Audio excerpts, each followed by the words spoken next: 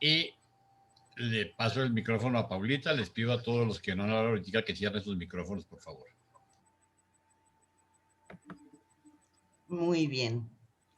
Pues hola, querido grupo. Nos da mucho gusto estar con ustedes en nuestra sesión de hoy, que corresponde al capítulo 175, el último discurso en el templo. Esta sesión ahora va a estar a cargo de Mónica Maldonado. Ella va a ser la líder del grupo y pues de ahorita en adelante ya le voy a pasar el micrófono para que ella les dé todas las indicaciones y les explique y les diga quiénes son los integrantes y cómo va a estar nuestra sesión del día de hoy. Mónica, ¿lista? Listo. Déjenme respirar primero. Ya. Espero hacerlo bien. Muchas gracias por la oportunidad.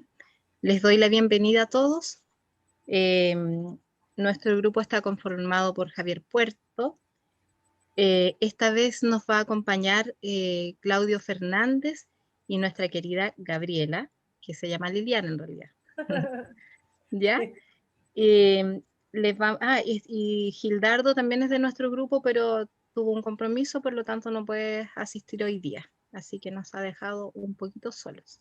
Esperamos hacerlo lo mejor posible. Vamos a presentar el documento 175 y voy a comenzar a compartir para poder empezar con la lectura. Después de cada numeral vamos a dejar de compartir la pantalla para que podamos compartir, estoy redundando mucho, para que podamos compartir las reflexiones. ¿Ya? Vamos entonces. Mónica, qué pena, la oración, ¿quién la hace? La oración. Perdón, es que aquí tengo el libreto que me dio Paulita, pero no, se me fue. Ya. Entonces la oración va a estar a cargo de Liliana. Así que Liliana, todo tuyo. Bendito, amado, adorado Padre Celestial. Infinitas gracias, Señor, te damos por tu amor, por tus bendiciones, por tu amparo, por tu protección, por tu provisión y por esta oportunidad, Padre amado, donde tú nos permites conocer más de la vida de nuestro amado Jesucristo. Bendito seas, Padre. Por favor, Señor, permítenos que cada uno de nosotros estemos en este momento, en el aquí y en el ahora, para poder comprender este mensaje tan grande, Señor. Permítenos, Señor, tener la unidad contigo interna y externa, y que esto sea un estado permanente en la vida de cada uno de nosotros, Padre. Permítenos, Señor, ser portadores de tu luz en todas partes, Señor, donde sea tu divina voluntad. Llénanos, Señor, de tu paz, de tu amor, de esa alegría y ese gozo que solo tú das. Todo esto, Padre amado, te lo pido en comunión con nuestro amado hermano mayor, Cristo Micael Jesucristo. Amén. Gracias, Liliana. Hermosa oración. ¿Hay un ruido? ¿No? Sí. Ya, voy a comenzar a compartir. Okay. Les pedimos que silencien sus micrófonos, por favor, porque se escucha un ruido.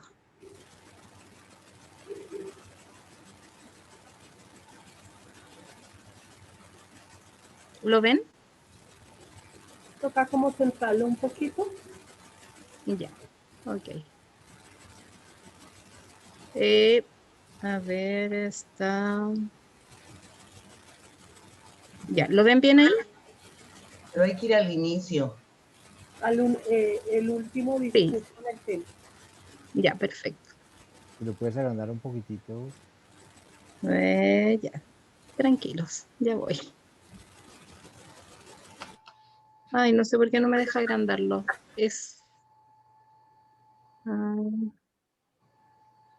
¿Ustedes me dicen hasta dónde?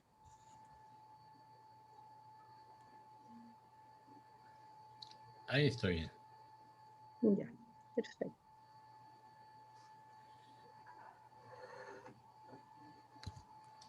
Ya, entonces comienza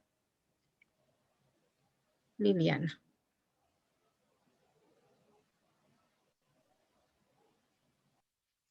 Tienes que abrir el micrófono, Liliana.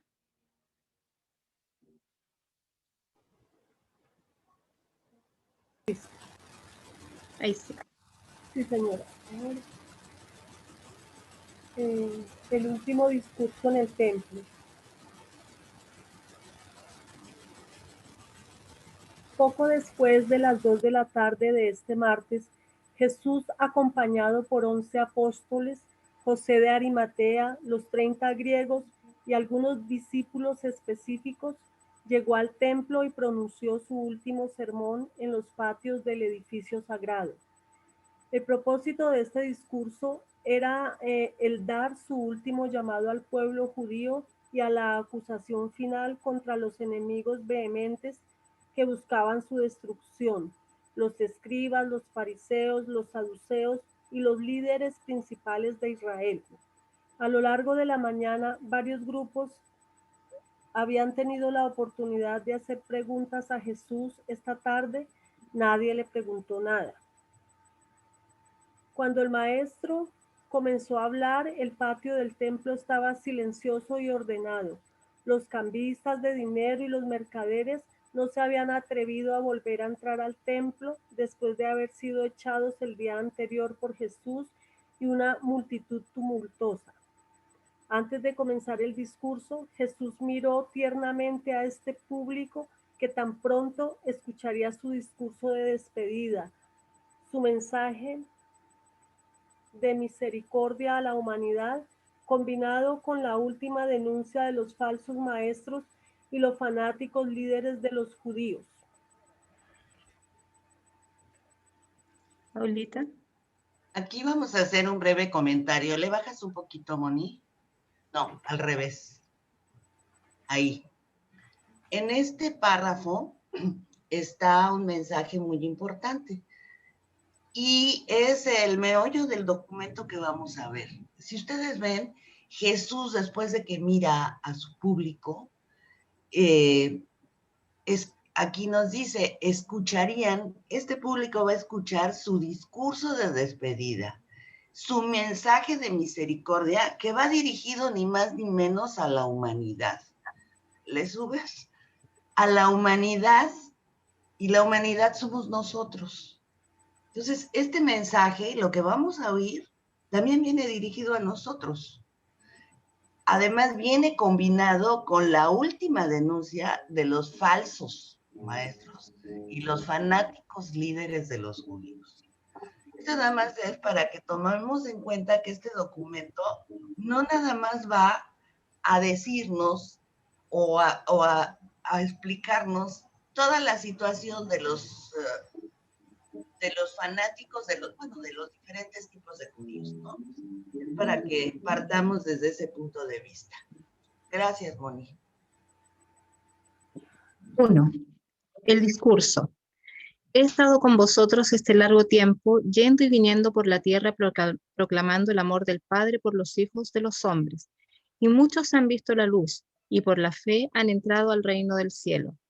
En relación con esta enseñanza y predicación, el Padre ha hecho muchas obras maravillosas, aún hasta la resurrección de los muertos. Muchos enfermos y afligidos han sido curados porque han creído. Pero toda esta proclamación de verdad y curación de las enfermedades no abrió los ojos de los que se niegan a ver la luz, los que están decididos a rechazar este evangelio del reino. De toda forma posible que esté de acuerdo con el hacer la voluntad de mi Padre, yo y mis apóstoles nos hemos esforzado en vivir en paz con nuestros hermanos, por conformar con los requisitos razonables de las leyes de Moisés y de la tradición de Israel. Hemos persistentemente buscado la paz, pero los líderes de Israel no lo quieren así. Al rechazar la verdad de Dios y la luz del cielo, se están alineando con el error y con las tinieblas. No puede haber paz entre la luz y las tinieblas, entre la vida y la muerte, entre la verdad y el error. Muchos de vosotros os habéis atrevido a creer en mis enseñanzas y ya habéis entrado en la felicidad y libertad de la conciencia de la filiación de Dios. Y atestiguaréis que he ofrecido esta misma filiación de Dios a toda la nación judía, aun aquellos mismos hombres que ahora buscan mi destrucción. Aún ahora, mi Padre recibiría a estos maestros cegados y a estos líderes hipócritas si tan solo se volvieran a Él y aceptaran su misericordia. Aún ahora no es demasiado tarde para que reciba esta gente la palabra del cielo y dé la bienvenida al Hijo del Hombre. Mi Padre ha tratado por mucho tiempo con misericordia a esta gente. Generación tras generación, enviamos nuestros profetas para enseñarles y advertirles, y generación tras generación, ellos mataron a estos maestros enviados por el cielo. Y ahora vuestros obstinados altos sacerdotes y vuestros potentados testarudos siguen haciendo la misma cosa. Así como Herodes ocasionó la muerte de Juan, vosotros del mismo modo os preparáis para destruir al Hijo del Hombre. Nota: en este párrafo Jesús habla sobre el rechazo sistemático que recibieron los profetas que su Padre envió. Profetas como Elías, Miquías, Amós, Isaías, Jeremías, Ezequiel y Zacarías, que fueron perseguidos o muertos por transmitir la palabra de Dios, que exhortaba a cambiar la actitud al gobernante de turno. Hasta tanto haya una posibilidad de que los judíos se vuelvan a mi Padre y busquen la salvación, el Dios de Abraham, Isaac y Jacob mantendrá tendidas sus manos de misericordia hacia vosotros. Pero cuando ya hayáis llenado vuestra copa de impenitencia y cuando ya hayáis rechazado finalmente la misericordia de mi Padre, esta nación será abandonada a sus propias luces y rápidamente caerá en un fin ignominioso. Este pueblo fue llamado para ser la luz del mundo, para mostrar la gloria espiritual de una raza conocedora de Dios. Pero tanto os habéis alejado del cumplimiento de vuestros privilegios divinos que vuestros líderes están a punto de cometer la suprema locura de todos los tiempos, porque están por rechazar finalmente el don de Dios a todos los hombres y a todos los tiempos, la revelación del amor del Padre en el cielo por todas sus criaturas en la tierra. Fin ignominioso. Vamos a ver el significado. Esto retrata el concepto de ignominia. La ignominia es una ofensa pública que sufre el honor o la dignidad de una persona o un grupo social, es decir, el deshonor, descrédito de quien ha perdido el respeto de los demás a causa de una probable acción indigna o vergonzosa. El sinónimo es injuria y vergüenza. Una vez que rechacéis esta revelación de Dios al hombre, el reino del cielo será entregado a otros pueblos, aquellos que lo reciban con regocijo y felicidad. En nombre del Padre que me envió, yo os advierto solemnemente que estáis a punto de perder vuestra posición en el mundo como abanderados de la verdad eterna y custodios de la ley divina. Estoy en este momento ofreciéndoos vuestra última oportunidad de presentaros y arrepentiros para significar vuestra intención de buscar a Dios con todo vuestro corazón y de entrar como niños y por la fe sincera en la seguridad y salvación del reino del cielo. Reflexión. Jesús ofrece hasta último momento que el pueblo judío, que fue llamado a ser la luz del mundo, una raza conocedora de Dios, acepte el Evangelio del Reino. Y advirtió que sus líderes estaban a punto de cometer la suprema locura de todos los tiempos. Al rechazar estas enseñanzas, el reino será ofrecido y entregado a otros pueblos que deseen recibirlo. Podemos tomar como referencia la parábola del banquete de bodas, que en resumen, como acabamos de verlo, ya nada más vamos a presentar un resumen de lo que sucedió en ese banquete.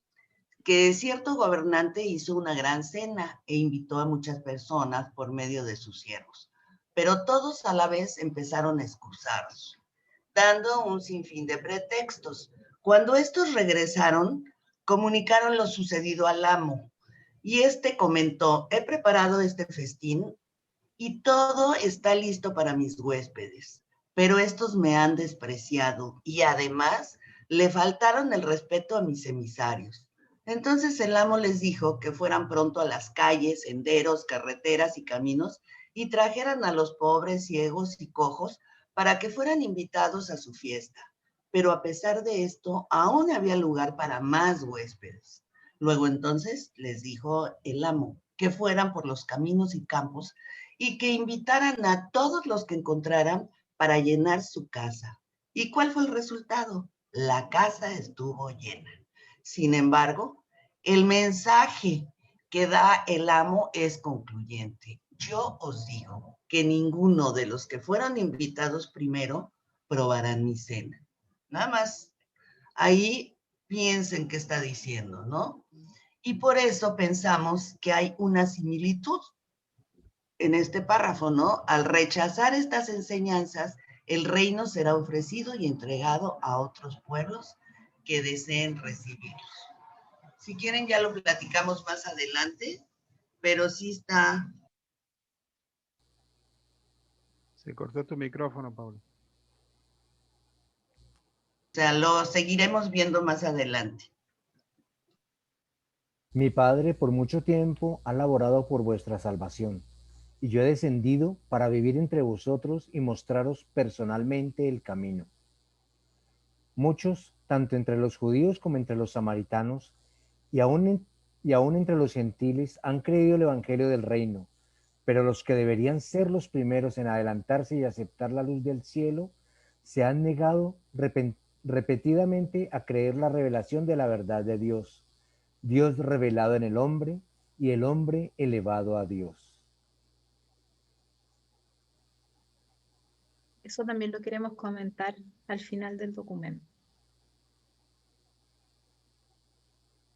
Esta tarde mis apóstoles están aquí entre vosotros en silencio, pero pronto oiréis sus voces resonando con el llamado de la salvación y con la admonición de uniros con el reino celestial como hijos del Dios vivo.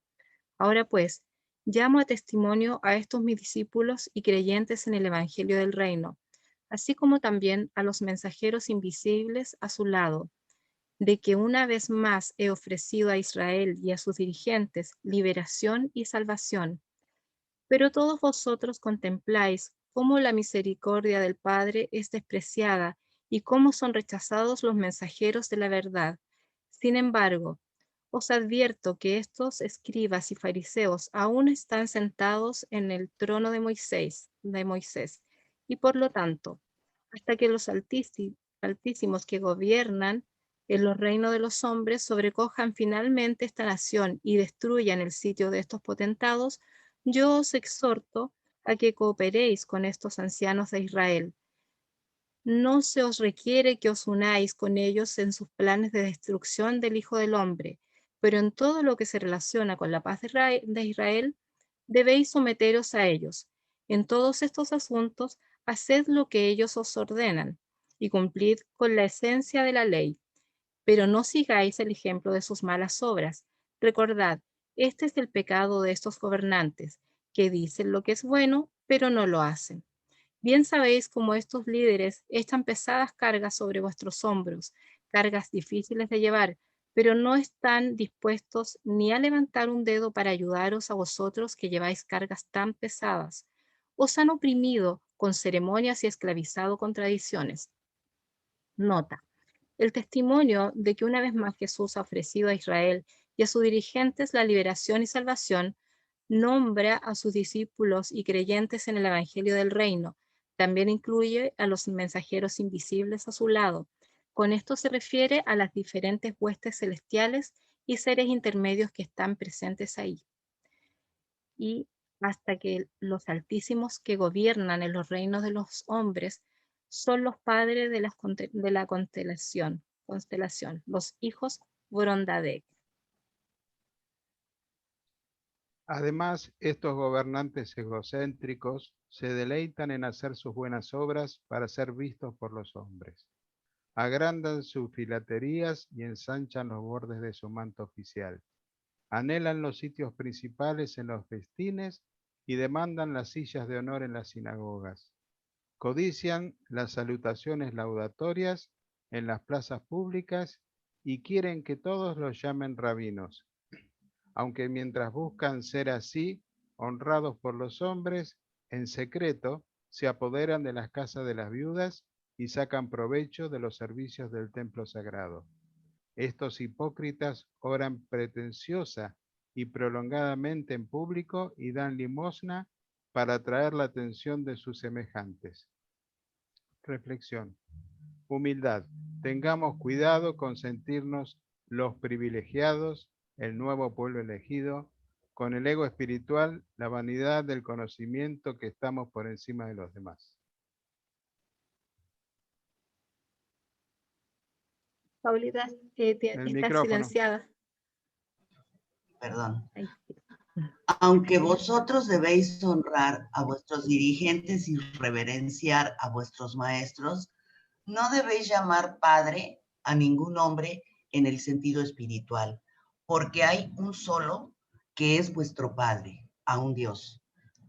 No tratéis tampoco de dominar a vuestros hermanos en el reino. Recordad, os he enseñado que el que quiere ser más grande entre vosotros debe ser el siervo de todos. Si presumís exaltaros ante Dios, con certeza seréis humillados, pero los que verdaderamente se humillan serán con certeza exaltados.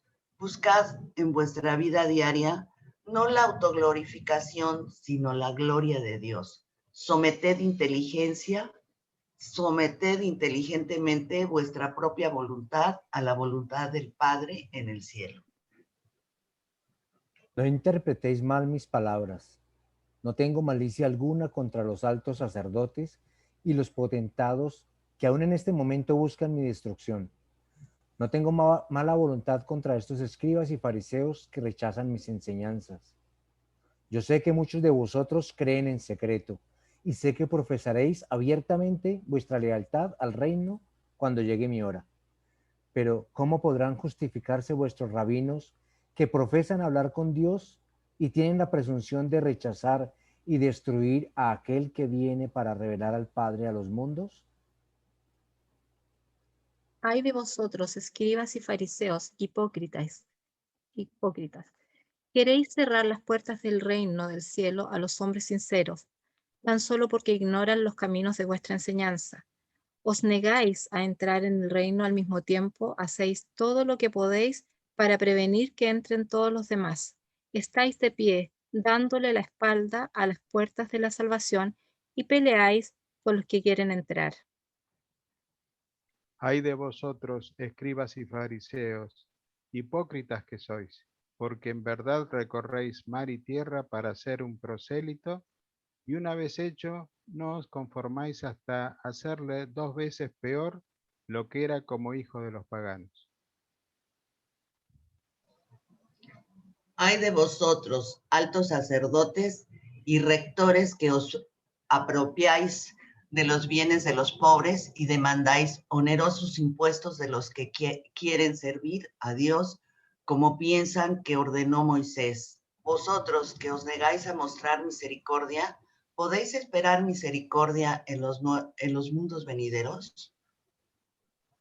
Ay de vosotros, falsos maestros, guías ciegos. ¿Qué se puede esperar de una nación cuando los ciegos conducen a los ciegos? Ambos tropezarán y caerán al abismo de la destrucción. Aquí una reflexión en cuidar lo que decimos, en lo que mostramos con nuestro ejemplo, porque queramos o no, somos guías, somos el punto de referencia.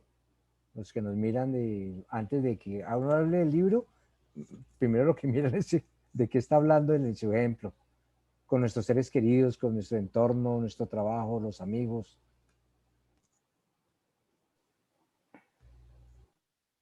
Ay de vosotros que disimuláis al jurar. Sois tramposos porque enseñáis que si alguno jura por el templo, no es nada, pero si alguno jura por el oro del templo, es deudor. Sois todos necios y ciegos. Ni siquiera sois uniformes en vuestra deshonestidad, porque ¿cuál es mayor, el oro o el templo que supuestamente ha santificado al oro? También enseñáis que si un hombre jura por el altar no es nada, pero que si jura por la ofrenda que está sobre el altar es deudor. Nuevamente sois ciegos ante la verdad, porque ¿cuál es mayor, la ofrenda o el altar que santifica la ofrenda? ¿Cómo podéis justificar tal hipocresía y deshonestidad a los ojos de Dios en el cielo? Ay de vosotros, escribas y fariseos, y todos los demás hipócritas que se aseguran de diezmar la menta, el eneldo y el comino, y hacen caso omiso de los asuntos más serios de la ley, la fe, la misericordia y la justicia. Dentro de lo razonable, esto era necesario hacer sin dejar de hacer lo otro. De veras sois guías ciegos y maestros necios, coláis el mosquito y tragáis el camello. Ay de vosotros, escribas, fariseos e hipócritas, escrupulosamente limpiáis la parte de afuera de la copa y del plato, pero adentro queda la suciedad de la extorsión, los excesos y la decepción. Sois espiritualmente ciegos. ¿Acaso no reconocéis cuánto mejor sería limpiar primero la parte de adentro de la copa y luego el agua que derramare afuera limpiaría por sí mismo lo de afuera? Vosotros, viciosos malvados, hacéis que las manifestaciones exteriores de vuestra religión se conformen con la letra de vuestra interpretación de la ley de Moisés, mientras que vuestra alma está hundida en la iniquidad y llena de asesinato. Hay de todos vosotros que rechazáis la verdad y os burláis de la misericordia. Muchos entre vosotros sois como sepulcros blanqueados, que por fuera aparecen hermosos, pero por dentro están llenos de los huesos de hombres muertos y todo tipo de inmundicia. Aún así, vosotros que rechazáis a sabiendas el consejo de Dios, aparecéis por fuera como santos y rectos a los hombres, pero por dentro vuestro corazón está lleno de hipocresía e iniquidad. Ay de vosotros, falsos guías de una nación, habéis construido más allá un monumento a los profetas mártires de antaño, mientras complotáis para destruir a aquel de quien ellos hablaban. Adornáis los monumentos de los justos y presumís que si hubierais vivido en los días de vuestros padres, no habríais matado a los profetas. Y con este pensamiento santurrón en vuestra mente, un poquitito que se me acaba la batería. Ahí sí. Os preparáis. Sí. Pensamiento santurrón en vuestra mente, os preparáis para asesinar a aquel de quien hablaban los profetas, el Hijo del Hombre. En cuanto hacéis estas cosas, dais por testimonio contra vosotros mismos, de que sois los hijos protervos de los que mataron a los profetas. Id pues y llenad la copa de vuestra condenación hasta su plenitud. Nota, protervo es una persona obstinada en la maldad. Tenemos ahora a nivel mundial algo que está tan de moda, que es la corrupción, sobre todo en los gobiernos. Ay de vosotros, hijos del mal, Juan en verdad os llamó los descendientes de las víboras. Y yo os pregunto, ¿cómo podéis escapar al juicio que Juan pronunciara sobre vosotros? Pero aún ahora os ofrezco en nombre de mi Padre misericordia y perdón. Aún ahora os tiendo la mano amante de la hermandad eterna. Mi Padre os ha enviado los sabios y los profetas. A unos vosotros perseguisteis, a otros matasteis. Luego llegó Juan y proclamó el advenimiento del Hijo del Hombre, y a él vosotros destruisteis, después de que muchos habían creído sus enseñanzas. Ahora os preparáis a derramar aún más sangre inocente. ¿Acaso no comprendéis que llegará el día terrible del juicio, cuando el juez de toda la tierra requerirá de este pueblo que rinda cuentas de la forma en que rechazaron, persiguieron y destruyeron a esos mensajeros del cielo? ¿Acaso no comprendéis que debéis rendir cuentas a todos de esta sangre justa, desde el primer profeta asesinado hasta los tiempos de Zacarías, a quien matasteis entre el templo y el altar? Si continúas por este camino malvado, puede que este rendimiento de cuentas os sea requerido en esta misma generación. Oh Jerusalén, oh hijos de Abraham, vosotros que habéis apedreado a los profetas y matado a los maestros que os fueron enviados, aún ahora yo juntaría a vuestros hijos como la gallina junta a sus polluelos debajo de las alas, pero vosotros no queréis.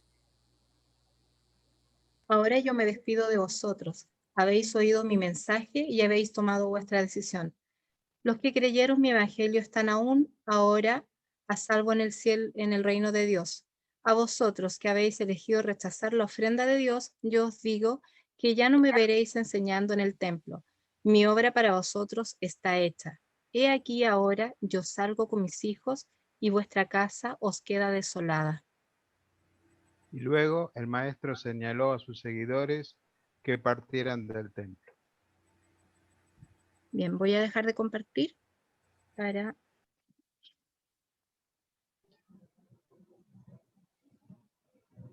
A ver si alguien tiene alguna reflexión que quiera compartir con nosotros.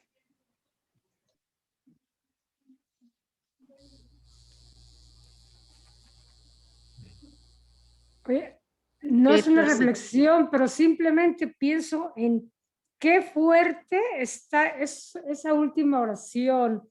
Mi obra entre vosotros está para hecha. He nosotros, aquí que sí. salgo con mis hijos y vuestra casa queda desolada. Se me hizo fuertísimo eso. Wow, Sí, es y hasta verdad. ahora. Eso era todo, gracias. Me impresionó. Yo creo que sí es Gracias. fenomenal fuerte. Él me Jaime. levantó la mano. Jaime, A ver, creo que Claudio tenía una inquietud que cabe perfecto en este momento. a ver, Claudio. Claudia, tu pregunta. ¿La digo yo? Pues sí. Espera que la leo, que la tengo acá.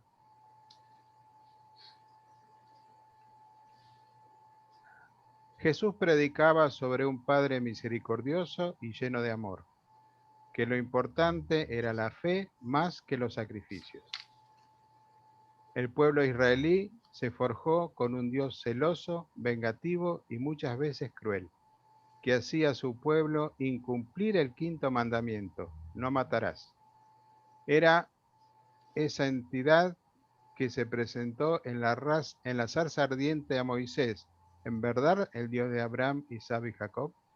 ¿O era una entidad terrenal, posiblemente Caligastia o algún ser asociado a él, que se hizo pasar por Dios y llevó al pueblo israelí a tener tantos ritos y sacrificios, preceptos y castigos a quienes los violasen, además de las matanzas a otros pueblos? Si todos somos hijos de Dios, como predicó nuestro Maestro Jesús, los pueblos que destruyeron eran también parte de la filiación de Dios. Quizás alguien pueda explicármelo. Muchas gracias. A ver, ahorita me mandó la inquietud esta mañana y yo le contesté pues rápidamente, pero creo que esto merece una explicación un poquito más profunda. Primero que todo, recordemos de dónde viene el Dios de Israel, ¿sí? Es más, de dónde viene el pueblo de Israel y cuándo, cronológicamente hablando. Recordemos que ha habido 5 revelaciones o dispensaciones, ¿correcto? La primera fue Caligastia, 500.000 años atrás, que después vino Adán, viene la caída, después viene Melquisedec, después viene Jesús, y ahora tenemos la quinta revelación, que es el libro Durante. Ubiquémonos en Melquisedec. ¿Por qué nos ubicamos en Melquisedec? Porque es que Melquisedec viene en una época muy puntual, donde venía a tratar de restaurar el ambiente, llamémoslo así, en preparación del autootorgamiento de Miguel, ¿sí? Cuando se iba a convertir en hombre. Entonces, Maquiventa, que viene en Palestina, y dicen los reveladores en el documento 93, que había muchos pueblos, inclusive dentro de diferentes razas de color, que reunían las características para que él hubiera llegado ahí. Pero por razones geográficas y de comunicaciones, porque esa es otra de las mismas razones por las cuales Jesús viene a Palestina, ¿sí? Jesús viene a Belén, Jesús nace en Nazaret, por todo esto, porque resulta que cuando nosotros revisamos era la forma en que iba a pasar esa enseñanza, ¿sí? Del pueblo, digamos, del Oriente, a Europa, a África, al resto del mundo. Entonces, Maquiventa Melquisedec, lo primero que hace es escoger a Abraham y hacer un pacto con él como pueblo escogido para que cumplieran una misión. Y dentro de eso les da una revelación. Esa revelación, recordemos que lo primero que pasa cuando él viene con su famoso símbolo de los tres círculos concéntricos, que significan infinidad, eternidad y universalidad de la Trinidad del Paraíso, ¿sí? Simplemente él empieza a preparar a su gente. Entonces tenía a Nordán, ¿sí? El ceneo, que era la familia donde él vivía, digamos, ¿sí? Entonces es interesante ver quién era esa gente. Esa gente eran unos cananeos. ¿Quiénes eran los cananeos? Los cananeos eran los descendientes de Caná, pero eran también los descendientes de Cam, de Noé, supuestamente. Lo único cierto es que llegan y cogen a Abraham y lo preparan, ¿sí? Y recordemos algo que quiero traer puntualmente a colación, y es, Abraham ni siquiera le hace caso a Melquisedec. De hecho, Melquisedec le decía que no se metiera en batallas. Y Abraham va y empieza sus campañas, y en esas campañas pues masacran un poco de gente, pero nunca dentro de las enseñanzas, ¿sí? Él enseñó que fueran y subyugaran pueblos y mataran gente, hicieran de todo. De todas esas enseñanzas, Melquisedec da unas instrucciones y Abraham coge sus propias instrucciones, que después cogen y siguen y más o menos asimilan casualmente cuando veía que no tenía descendencia, entonces le hacen unas promesas. El símbolo de ese pacto es la circuncisión, con que Abraham no estaba de acuerdo, pero que finalmente lo acepta. Entonces, si nosotros empezamos a ver la influencia de Melquisedec en las diferentes partes del mundo, vamos a ver cómo una cosa fue lo que él enseñó y otra cosa fue la religión que fue degenerando, producto de, como lo dice este documento, al principio que lo leyeron ustedes en el 175.1.2, producto de las tradiciones y los ritos. Nunca el Señor enseñó eso. Nunca. Ese Dios era un Dios inventado por ellos. Recordemos que se convierte en un tema político y de conveniencia, porque finalmente el pueblo judío lo que quiere es ser el pueblo escogido y mantenerse como los escogidos, ¿sí? Que finalmente dictaban las directrices y empiezan a volverse por razones políticas una cantidad de componendas y de mandamientos. Los mandamientos que les da Melquisedec son 7 mandamientos, que eran los mismos que se enseñaron que dio Caligastia, ¿sí? Y empiezan desde ahí a dar unas tradiciones. Y uno de los mandamientos, ustedes se acuerdan, el quinto era no matar. Entonces, mal podríamos pensar nosotros que Dios los mandaba a matar gente. Entonces ahí estamos viendo cómo fue degenerando las tradiciones y era una cosa totalmente humana y tergiversada de las enseñanzas reales, ¿sí? Que dieron los profetas y específicamente que dio Melquisedec preparando ese pueblo. No sé si eso sea claro, Claudio. Sí, Flor. No, sí, tu explicación es... Abre el micrófono. No, la duda mía entonces, Jehová, o sea, ¿no existió aquel que habló con Moisés en la zarza ardiente o era otra entidad? Mi querido Claudio, la Biblia está llena, o el Antiguo Testamento específicamente, está lleno de tradiciones, de mitos y de mentiras. Yo no soy nadie para decirte si fue o no fue, Pero lo que yo sí te puedo decir es que si tú coges, solo en el documento 93 y repasas un poquito, te vas a encontrar una cantidad de mentiras de cómo fueron, las cifras no eran, de cuál era el ejército, de cuál fue el objetivo, del tema de la lluvia de Sodoma y Gomorra. O sea, te vas a empezar a encontrar una cantidad de cosas que no vale la pena ni siquiera entrar uno a tratar de juzgar, porque no tenemos los elementos de juicio para saber que esto sí y esto no. Lo que sí te digo es que esas enseñanzas eran enseñanzas de hombres, ¿sí? Y por eso en el libro Volantia habla de la evolución de Yahvé, porque aún ese Dios tergiversado fue mejorando a través del tiempo. Ok, ¿Ok? Sí, Flor. gracias. Sí, yo quería decir esto. Mira, Claudio, tú acabas de hacer una pregunta muy interesante con respecto a si fue Dios o fue alguien más quien se le pareció. Yo también tuve esa pregunta y esa duda, ¿no? Lo que llegué a la conclusión, gracias al libro Durantia, fue, en ese tiempo, el concepto de nuestro mundo era como el único mundo en todo el gran universo. O sea, no sabían de la enorme cantidad de esferas habitadas que hay.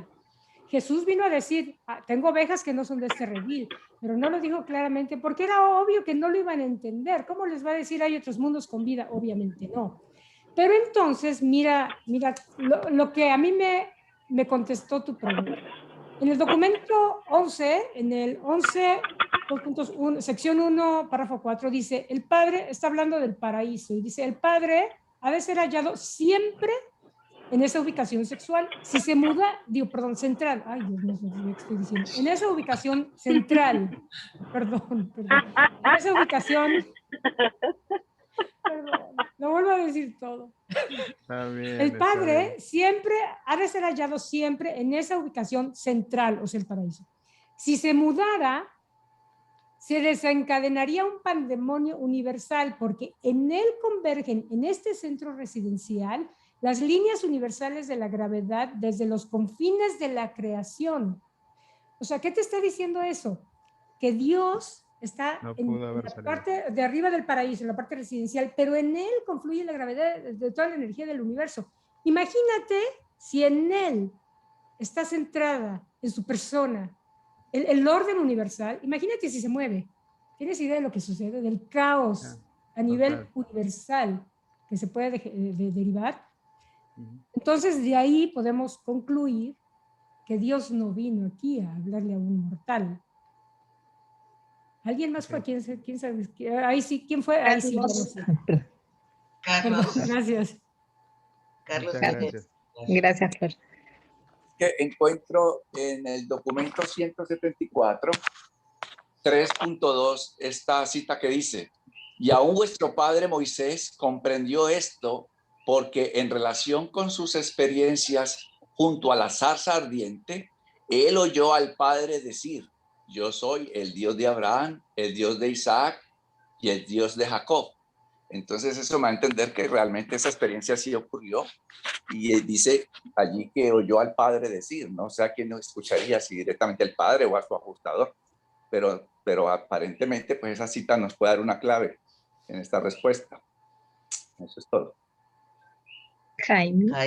A ver, recordemos que Moisés finalmente termina siendo un descendiente de Abraham. Y estás hablando de 1000 años después. O sea, ya había habido una tergiversación de ese Dios, ¿sí? De todas las tradiciones, de todos los mitos, de todas las leyendas.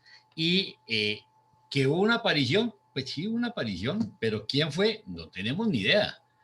Pero hay algo que sí es clarísimo, el Padre no fue. Si fue el espíritu de Jesús, digamos, que podría ser otra suposición, ¿sí?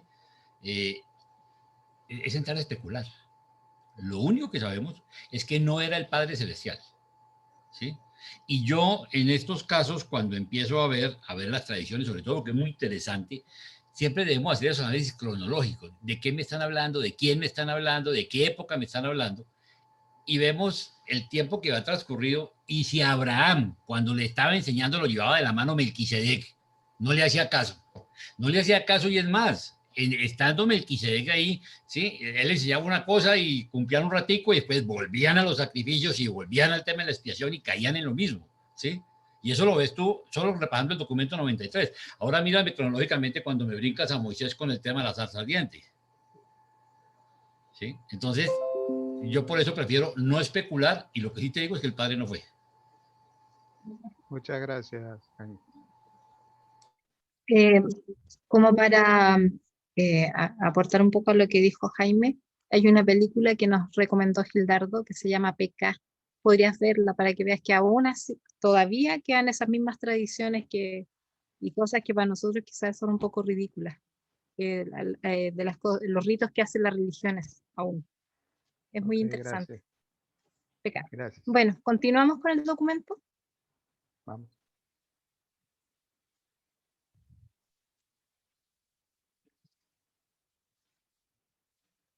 Aquí nos va a leer Liliana.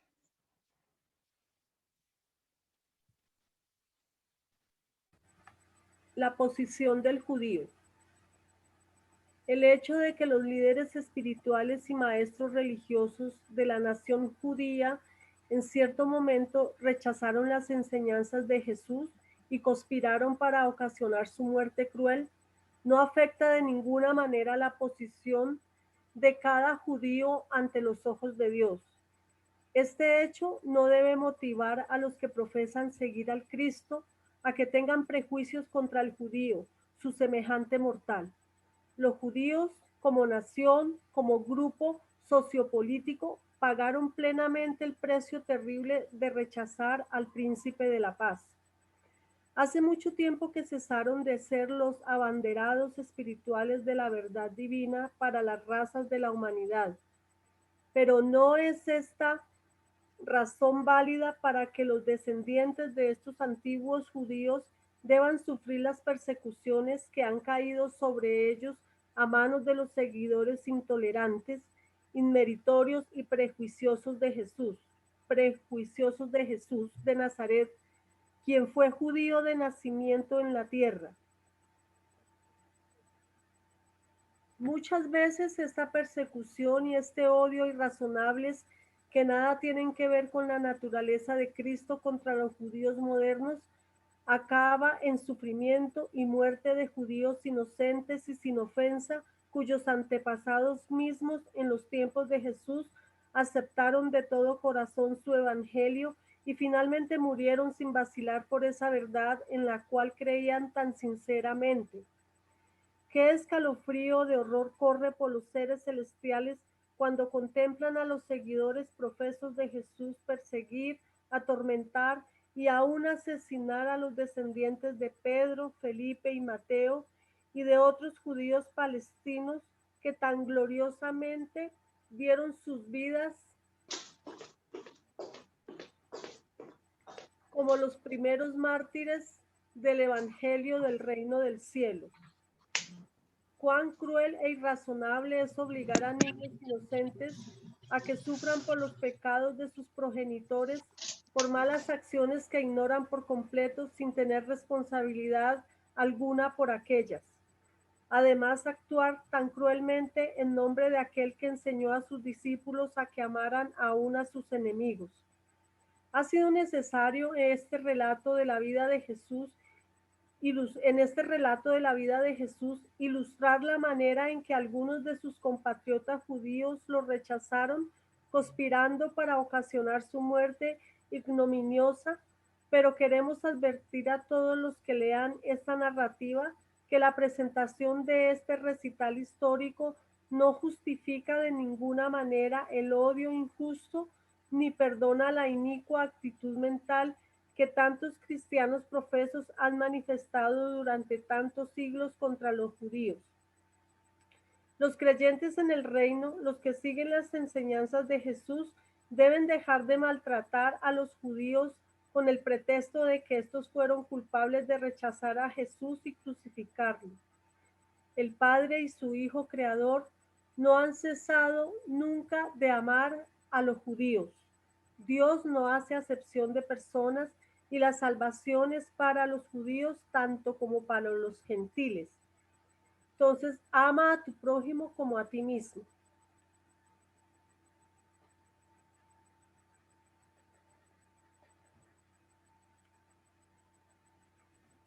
Reflexión.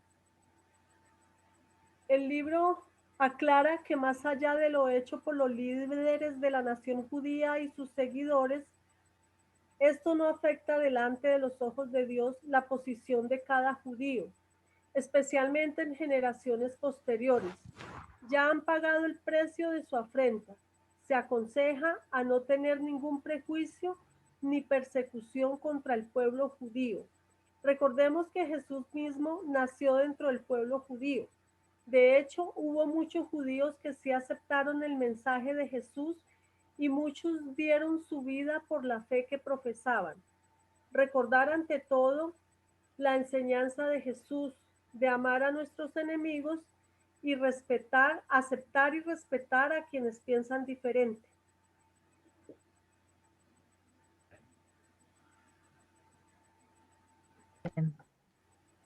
Bien, ¿alguien tiene alguna reflexión con respecto a su numeral que habla de los judíos?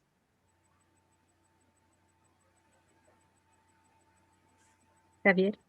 Yo quiero decir algo, es como, pues no solamente los judíos, sino en general, como a no juzgar. Algo que pues siempre el maestro enseñó, de no juzgar, de buscar el argumento para encontrar el culpable de algo, que es muy difícil. Siento que es muy difícil en muchas cosas no encontrar un culpable, y es un llamado a eso, como a no juzgar.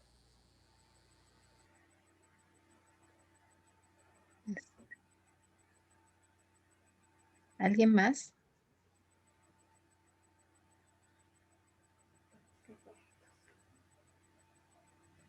Wilson, ¿no?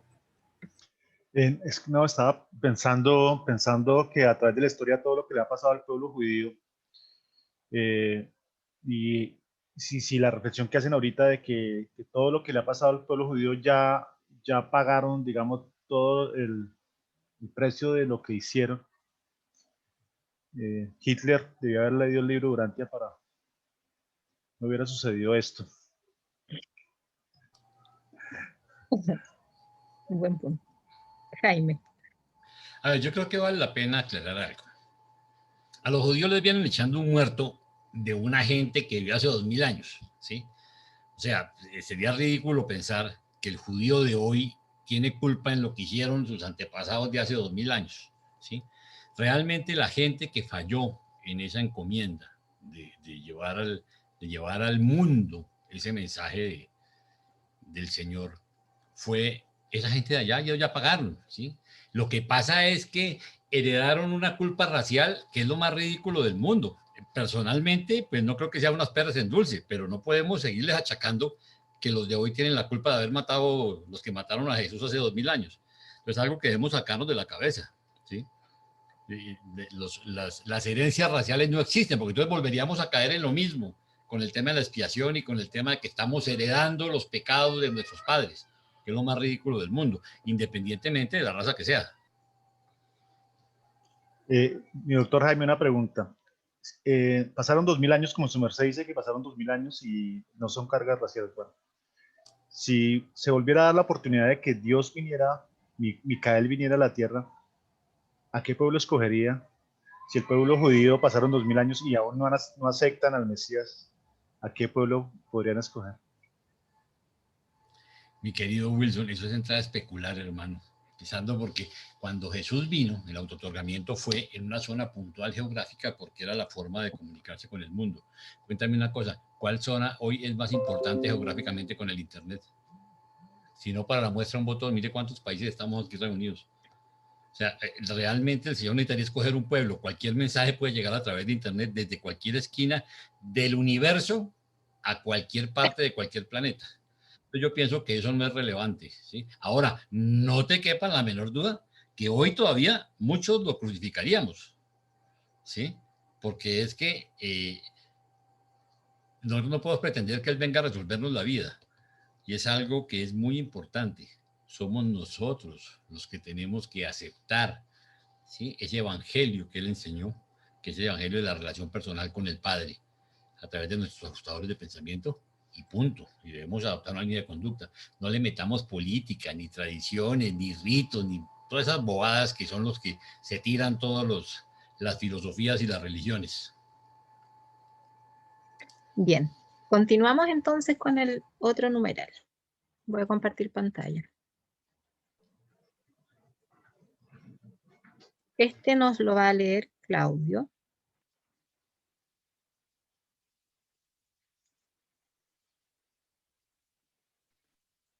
La Claudio fatídica, está. Sí. ya, ¿me escuchan? Sí.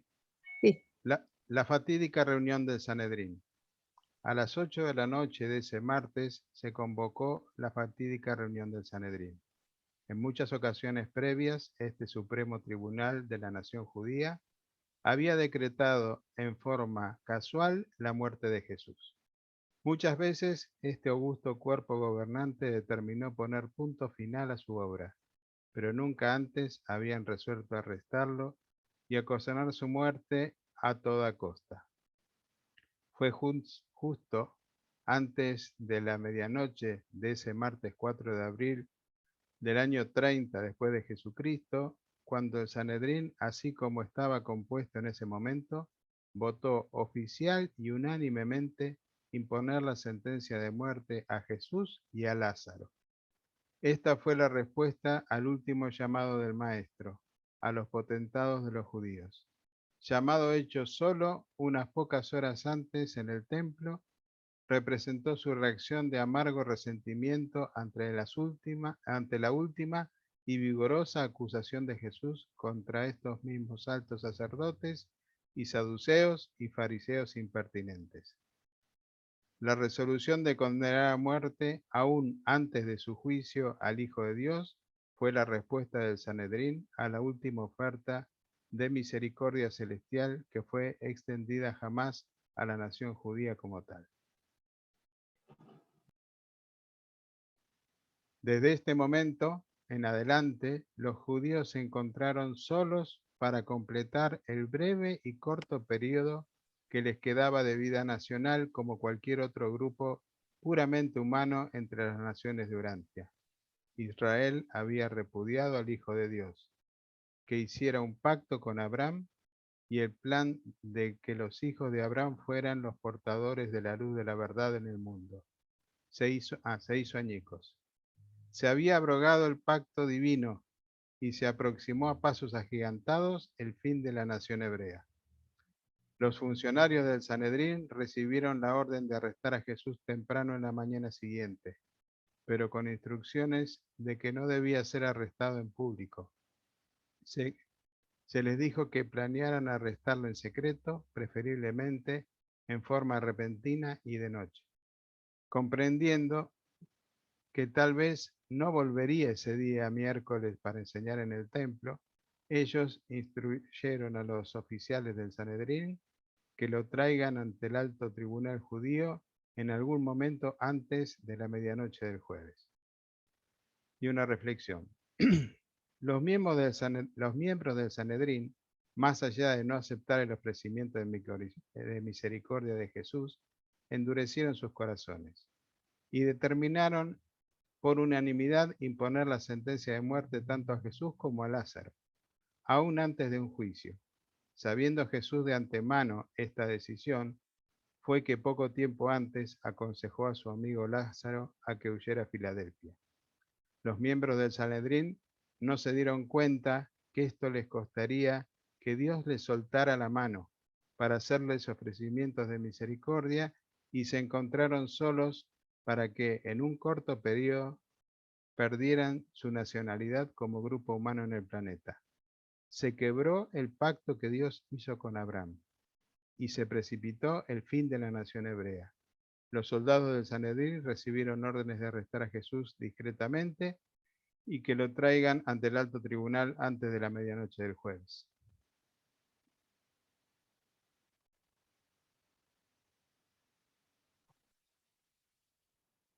Ya. ¿Alguien quiere aportar algo acerca de este numeral?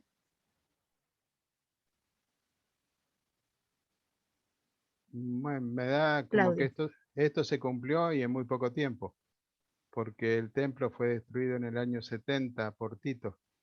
O sea, y ahí, bueno, no sé exactamente qué sucedió con la nación hebrea, pero quedaron como parias. O sea, siguieron habiendo, por supuesto, judíos, pero no tenían nación.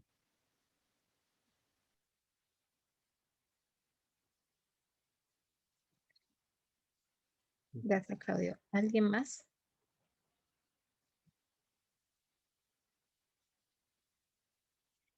Vamos a continuar con el otro numeral porque al final de todo el texto vamos a compartir algunas frases para que podamos dar algunas ideas.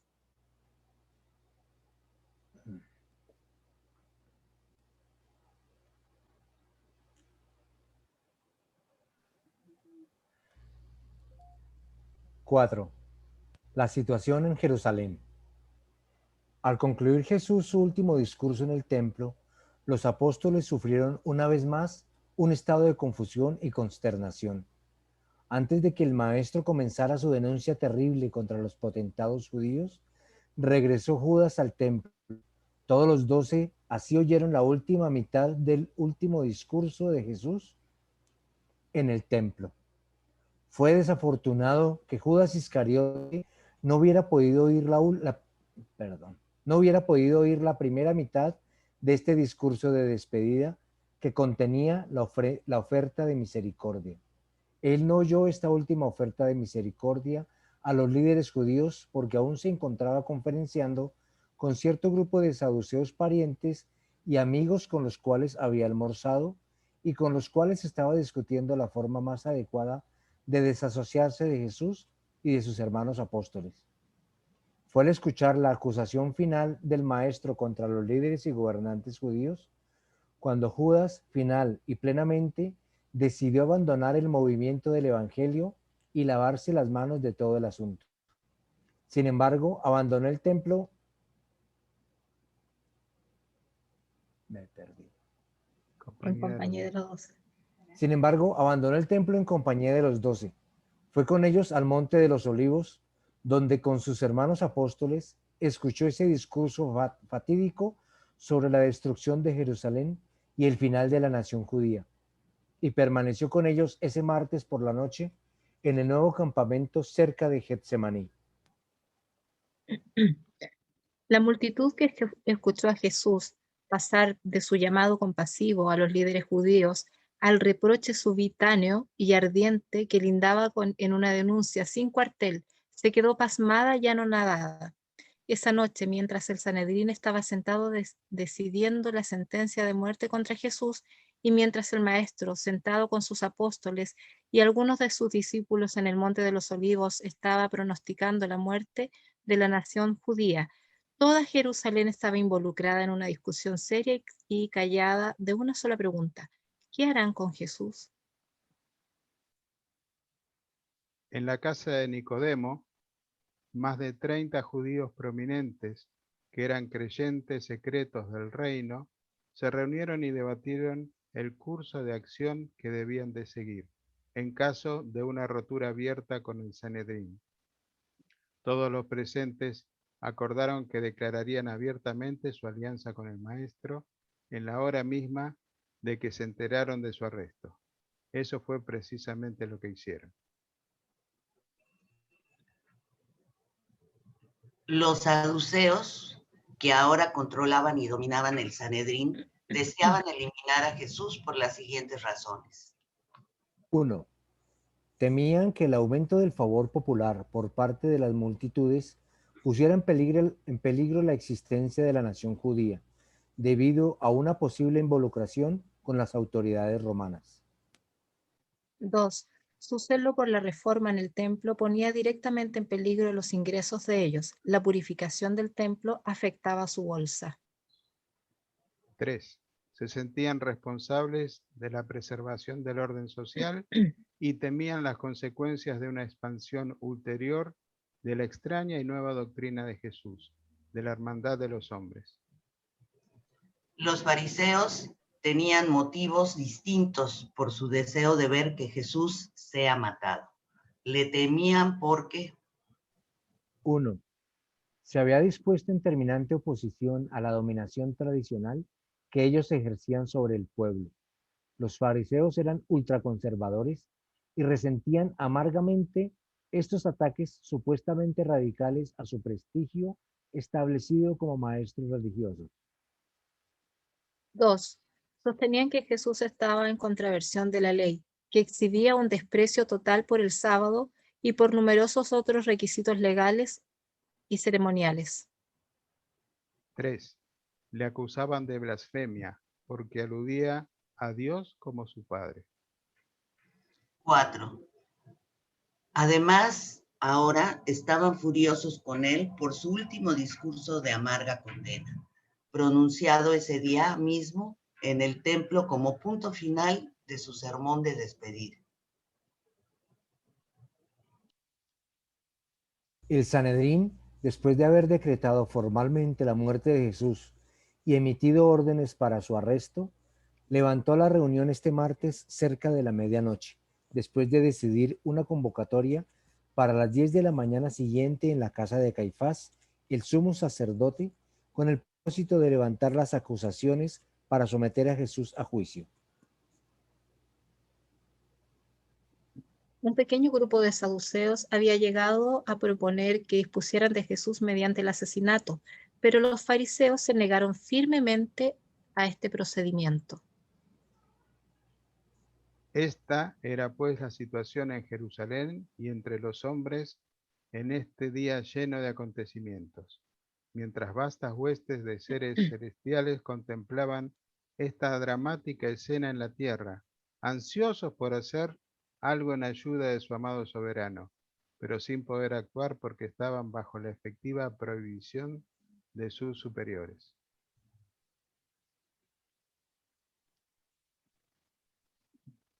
Reflexión resumen. Judas Iscariote llegó a la mitad de su discurso, no escuchó el ofrecimiento de clemencia de la primera parte del discurso. Ya lo había pensado, pero la destrucción de Jerusalén y el fin de la nación judía lo hizo decidir abandonar el movimiento evangélico, pero acompañó a los 12 al Monte de los Olivos. Tanto los saduceos como los fariseos decidieron la ejecución de Jesús por razones egoístas, donde notaban que de aceptar su prédica influenciarían en el pueblo y les quitarían privilegios, tanto de índole económico como del poder que ejercían sobre los hombres comunes. Las huestes de seres celestiales observaban con horror lo que estaba por suceder sin poder hacer nada al respecto porque lo tenían expresamente prohibido. Este trabajo fue presentado por Javier Puerto, Liliana Palma, Claudio Fernández, Paula Padilla y quien les habla, Mónica Maldonado. Bueno, nosotros tenemos más reflexiones para compartir y que nos gustaría presentárselas. La primera era de... La primera tiene que ver con el numeral 0, que era hacer conciencia, después de haber oído todo el documento y de que ya lo hemos estudiado con antelación. ¿Qué opinan ustedes de que va dirigido, es el mensaje de misericordia dirigido a la humanidad? O sea, ¿qué piensan en este sentido? O sea, ¿encontraron el mensaje de misericordia?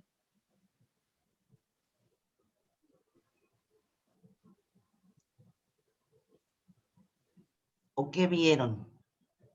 ¿Cómo se sienten con este mensaje que tiene muchas partes muy duras, como bien lo nombró Flor en un momento, ¿no?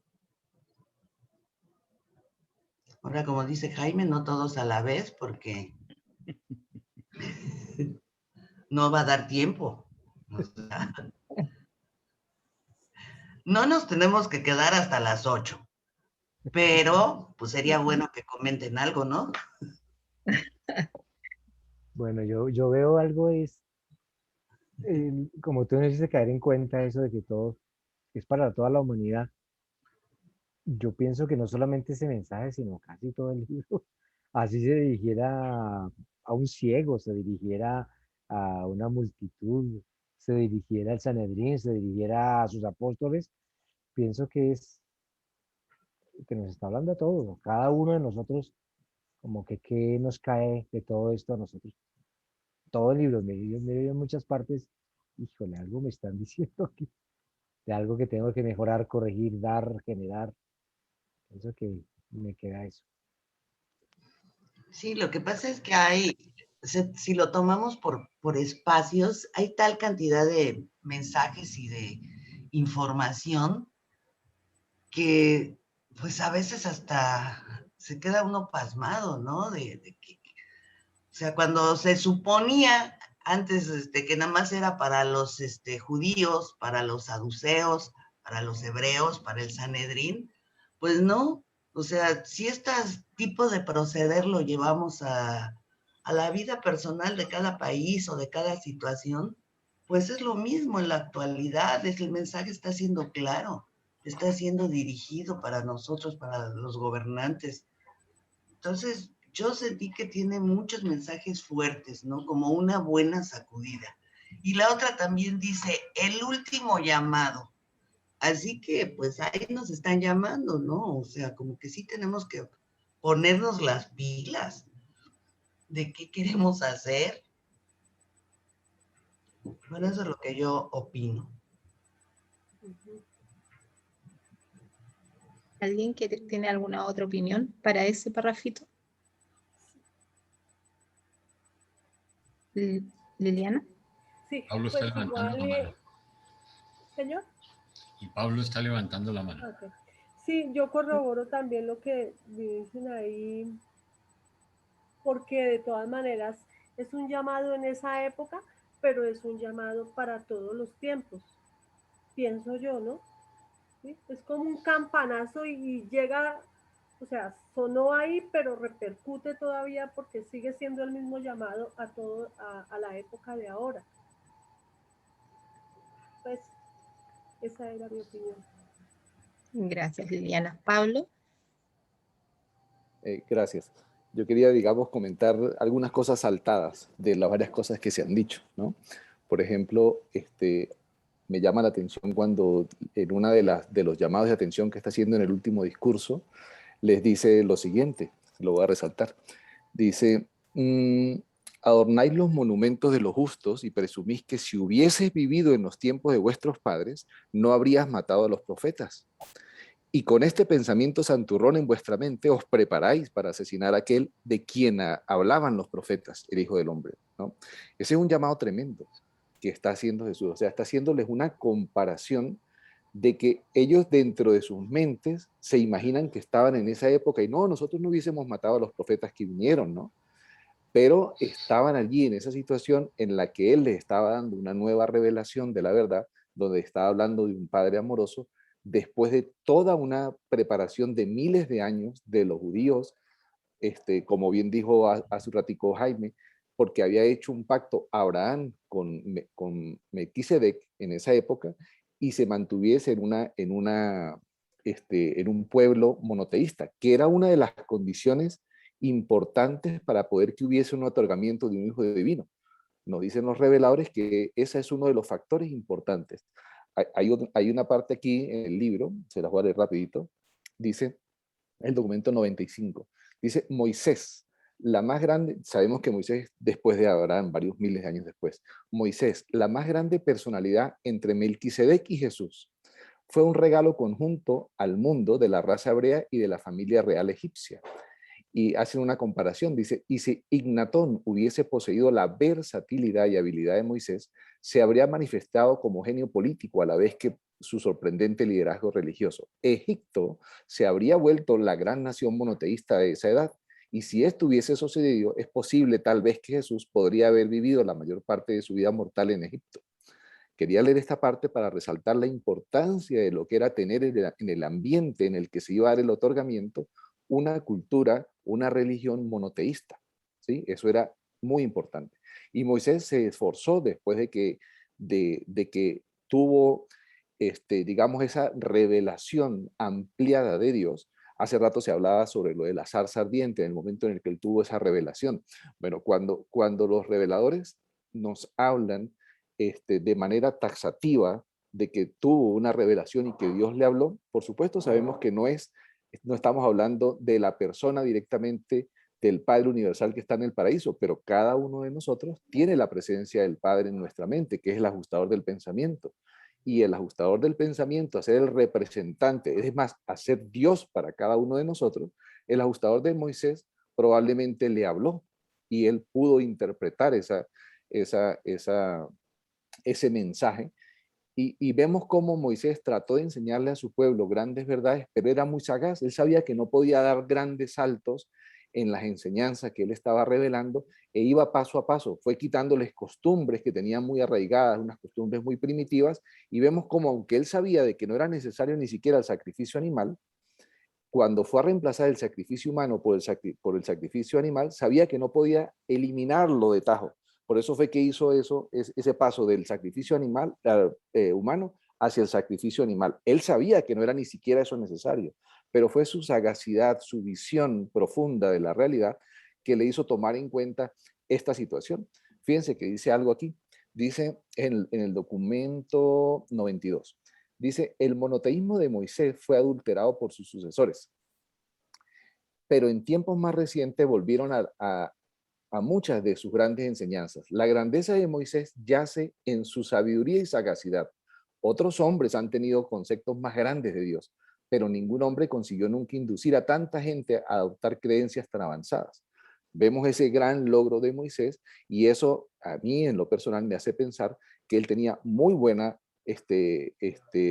comunión interior con Dios y por lo tanto sí se me hace evidente de que podía haber recibido un mensaje directamente de su ajustador del pensamiento. Y hablemoslo claro, si nos ubicamos en esa época e incluso si nos ubicamos en esta época, si alguno de nosotros tuviésemos un mensaje sobresaliente que sabemos que no viene de nosotros, tendemos a atribuirlo a Dios, ¿no? Sabemos ya por la revelación que la verdad puede ser revelada por los serafines, que puede ser revelada por los seres intermedios, pero también existe la autorrevelación, y esa autorrevelación es por la presencia de ese fragmento de divinidad absoluta en cada uno de nosotros, que es el ajustador del pensamiento.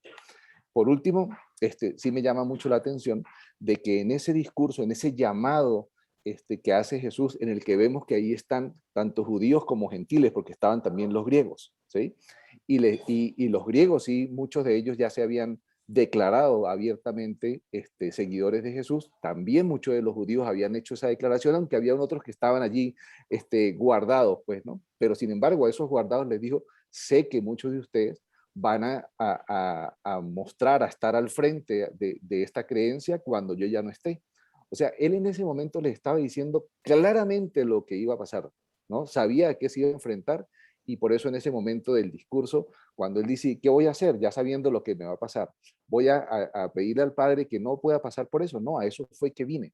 Ahí se muestra, lo muestra los reveladores, su fe, su valentía tan increíble, su claridad sobre lo que estaba pasando. Incluso se atreve a decir, cuando me vaya voy a derramar un espíritu que los va a terminar de salvar, a terminar de que sean libres gracias a ese espíritu que estamos hablando, es el espíritu de la verdad. Disculpen que me esté alargando, pero como sé que hay tiempo, estoy aprovechándome de la situación. No te preocupes, alárgate nomás. Bueno, por ahora es y luego comento alguna otra cosita. Gracias.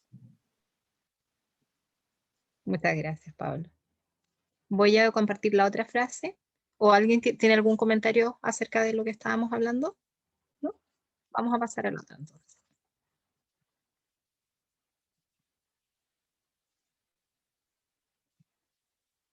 Perdón.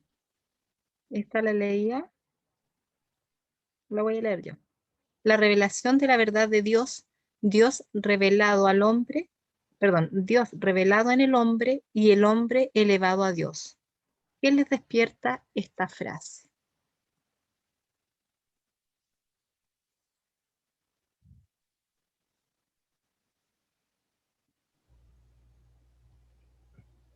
Javier.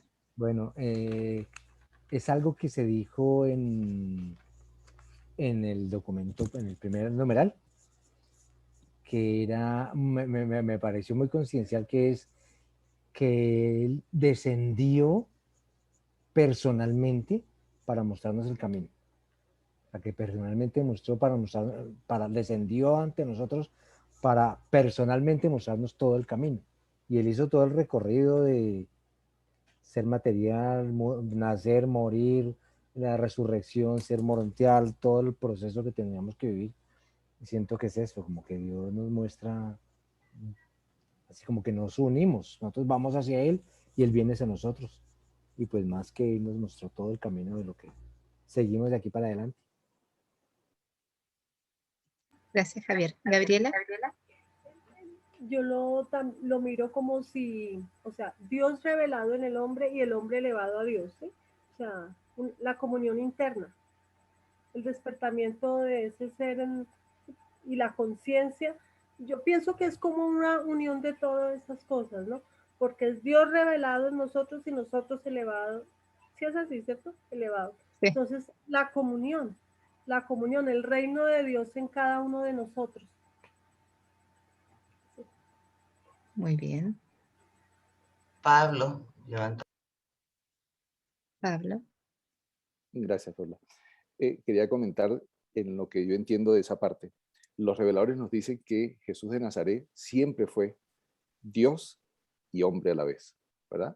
Pero cuando Jesús nació, no tenía ninguna diferencia a todos nosotros en cuanto a las herramientas con las que contaba para desarrollarse. Es decir, no tuvo ninguna ventaja distinta a la que todos nosotros tenemos, ¿ok? Entonces, en su actuación vemos dos cosas durante su vida. Vemos cómo, utilizando las herramientas propias como una criatura mortal, pudo manifestar una verdad que la estaba viviendo. Cuando nosotros vemos la vida de Jesús, vemos una vida iluminada, llena de verdad, de belleza y de bondad. Es una vida que el hombre como tal, el hombre como especie, puede vivir. Podemos llegar a desarrollar una vida siguiendo su inspiración. Es decir, ¿contamos todos con las herramientas que él contaba? Sí, sí las contamos. Todos lo tenemos. Podemos vivir una vida así. Lo que pasa es que él siempre, ante cualquier situación, escogió lo correcto. ¿Quién de nosotros puede decir eso? Ninguno, estoy seguro que no. Solo él. Pero en toda su vida, durante toda su trayectoria, enfrentando cada situación que la vida le presentó, cada problema, él siempre escogía el camino indicado, seguía la guía del ajustador. Entonces vemos cómo es una revelación del hombre hacia Dios, mostrándole, vamos a decirlo de esta manera, mostrándole a Dios la experiencia de cómo una criatura puede vivir y desarrollar su vida sin utilizar poderes divinos, pero vivirla a la altura de la perfección divina. Y de la misma forma, vemos entonces en su personalidad, en la forma en cómo se manifestaba, en la forma en cómo vivió, cómo viviría Dios como hombre. Es una manifestación doble. En la vida de Jesús vemos esa duplicidad, ¿no? O esa dualidad más bien. Vemos cómo Dios puede manifestarse como criatura mortal y darnos una inspiración impresionante de vida divina, y vemos cómo un hombre, porque así lo era, el Hijo del Hombre, podía desarrollar sin usar ninguna de sus facultades divinas y vivir una vida que estuviese en sincronía con esa otra realidad de su naturaleza, con su naturaleza divina y su naturaleza humana. Esa doble unión de naturalezas la vemos manifestada en su vida, hecha realidad a través de la toma de cada una de las decisiones que tomó en sus enfrentamientos ante las situaciones, ante los problemas, ante el día a día. Era eso lo que quería comentar. Gracias. Gracias, Pablo. ¿Alguien más? ¿O pasamos a la otra frase? Vamos a compartir de nuevo.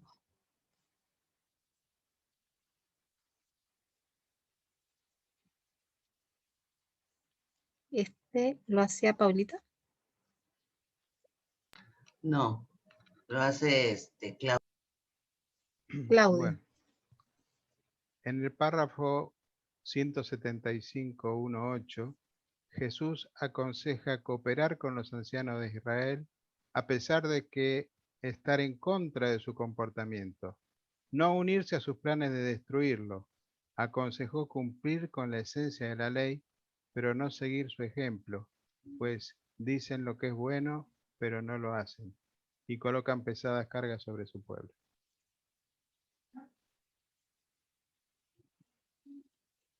¿Qué les dice esta frase? Este texto. Hoy en día se vive. Uno lo Aún ve seguimos. totalmente. Tanto en lo que tiene que ver con lo religioso como en lo que tiene que ver con lo político. Es muy fácil hablar de cómo deberíamos ser, pero lo que vale como testimonio nuestro es cómo nos comportamos frente a los demás.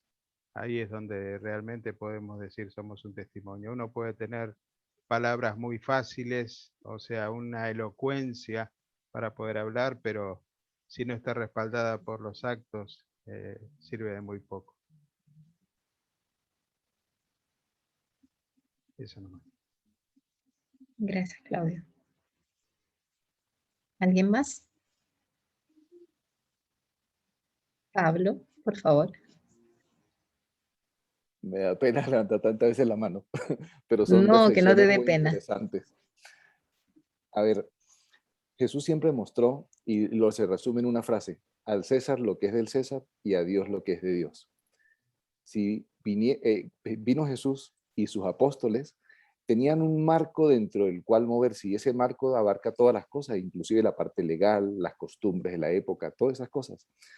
Y él siempre estuvo consciente de esa realidad y enseñó, y no solo lo enseñó, lo vivió, lo demostró, que podía manejar su vida normal de manera práctica, cumpliendo con las normas de la época, cumpliendo incluso con costumbres con las que no estaba de acuerdo porque sabían que eran simbolismos innecesarios, todavía rastros de una cultura, de una religión primitiva, evolucionaria.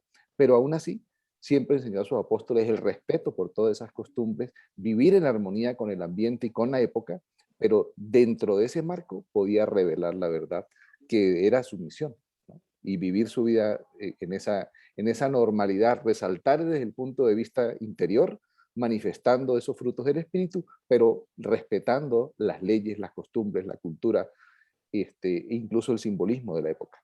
Era eso. Gracias. Muy bien, gracias. ¿Alguien más? Bueno, pasamos a la próxima.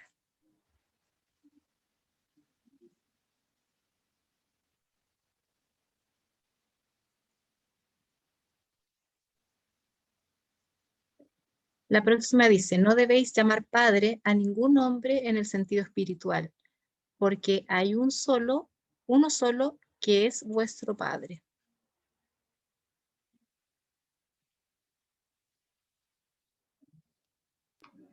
Yo creo que en este va a haber muchas manos levantadas. Y yo también pensé que todos iban a estar con las manos arriba.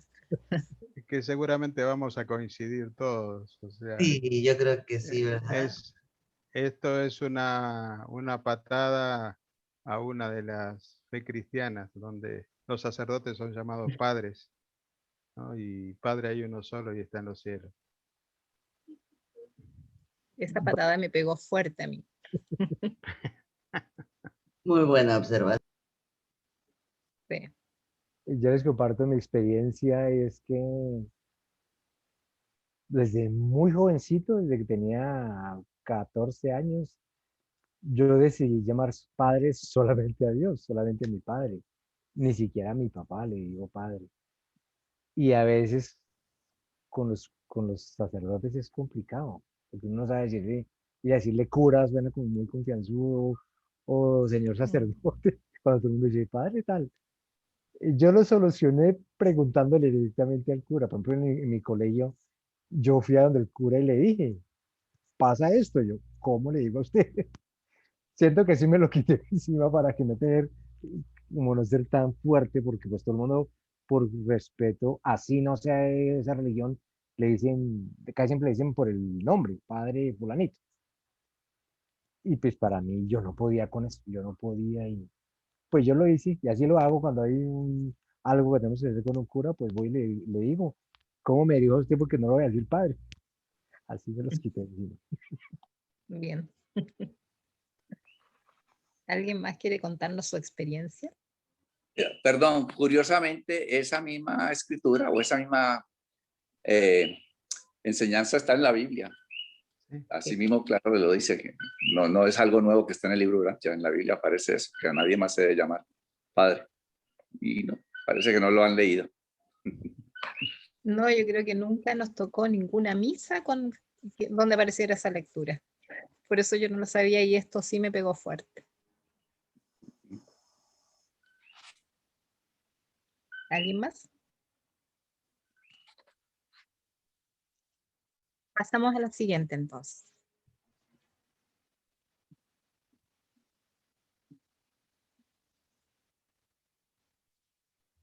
Javier, ¿la quieres leer tú?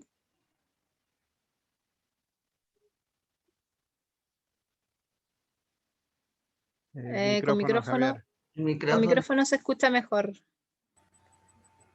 ¿Yo? Sí, me iría mejor. ¿Cómo podrían justificarse vuestros rabinos que profesan hablar con Dios y tienen la presunción de rechazar y destruir a aquel que viene para revelar al Padre a los mundos? ¿Cómo podrán justificarse nuestros? Es bien cierto en el fondo que el judaísmo rechaza aún ahora a Jesús. No lo considera ni un ser divino, ni un intermediario entre los humanos y Dios, ni el Mesías, ni un santo. La creencia en la Trinidad también se consideraba incompatible con el judaísmo. En el fondo, por lo que nos damos cuenta, o sea, por lo que yo me puedo dar cuenta, y hemos averiguado como grupo, los judíos nunca creyeron en Jesús. No todos, obviamente. Y al parecer eso se fue dando de generación en generación hasta el día de hoy. ¿Alguien tiene otra opinión? Hasta dentro del grupo de apóstoles había quienes creían en ese Mesías libertador, no en el espiritual. Entonces, o sea, María mismo, su madre, creía que él iba a ser el elegido, pero como el libertador del pueblo de Israel contra los romanos, que iba a reinar humanamente. Y así seguramente la mayoría de los judíos, cuando se les hablaba del Mesías, pensaban eso. Nada más. Que ese concepto lo tenían muy arraigado.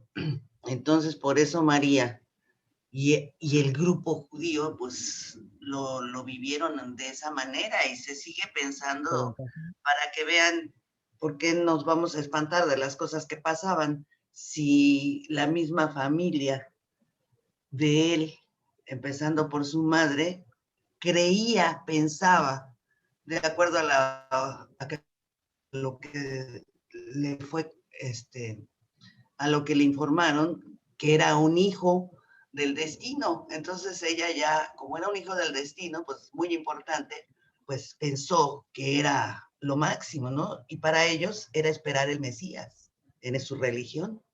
Y así fue. Si quieres pasamos a la última ya para terminar. Esta de Javier. Bueno, siento que todo el documento es durísimo, es el discurso más duro que he escuchado yo. Me pareció muy fuerte en muchas partes. Y este es el del 1:19, donde dice: muchos entre vosotros sois como sepulcros blanqueados, que por fuera aparecen hermosos, pero por dentro están llenos de huesos de hombres muertos y todo tipo de inmundicia. La reflexión que queríamos sacar era de qué es lo que estamos llenos, qué es lo que tenemos por dentro. Y el ejemplo es el cuento de las naranjas. No sé si lo han escuchado, que cuando exprimen una naranja, ¿qué es lo que le sale? Es como lógico, es lo único que dice, pues jugo de naranja, es lo que le sale a una naranja. Entonces, la similitud con nosotros es que cuando la vida, las circunstancias duras, cuando el jefe, cuando una enfermedad, cuando una dificultad nos exprime, ¿qué es lo que sale de nosotros? Si sale lo mejor de nosotros o lo peor de nosotros. Cuando somos exprimidos, sale lo que tenemos por dentro.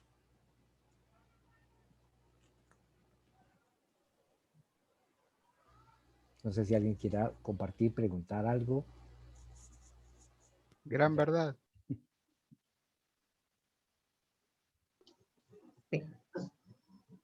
Sí, a veces como que es difícil compartir lo que trae uno adentro, ¿no?